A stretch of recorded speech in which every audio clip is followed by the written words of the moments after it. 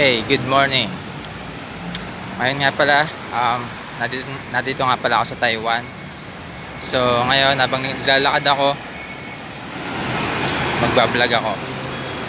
Pag-usapan ko ay patungkol sa paano malaman kung may gusto sa'yo ang babae. Napakadali lang. Titingnan mo lang siya sa kanyang mga mata. Tititigan mo siya. Ngayon, kapag tumingin siya ng 3 beses pabalik. Kapag tumingin siya sa'yo ng 3 beses pabalik, ibig sabihin gusto ka niya. O kaya kapag tinitigan mo siya, tapos tumitig siya sa'yo, nakapagtitigan siya more than 3 seconds, it means she likes you. Kapag nangyari na yon, lumapit ka na sa kanya. Huwag ka na mag-hesitate. Makipagkilala ka, sabihin mo, "Hi, nakita lang kita dito sa gusto ko lang sabihin na ang ganda mo.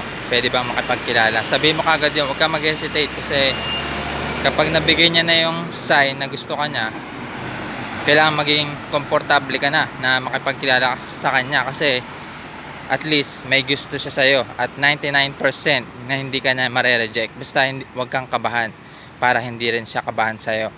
So lumapit ka, makipagkilala ka, sabihin mo na gusto mo makipagkilala sa kanya, tapos kunin mo yung number, tapos mag-set up ka ng date. Ganun lang, madali lang. Kahit na stranger yan, makipag eye contact ka lang. Pag nakita mo na yung sign na yun, lumapit ka sa kanya, makipagkilala ka na. Huwag ka nang mag-hesitate. Ganun lang madaling makakuha ng babae. Muntik pa ako madapa. So ayun lang yung sasabihin ko ngayon.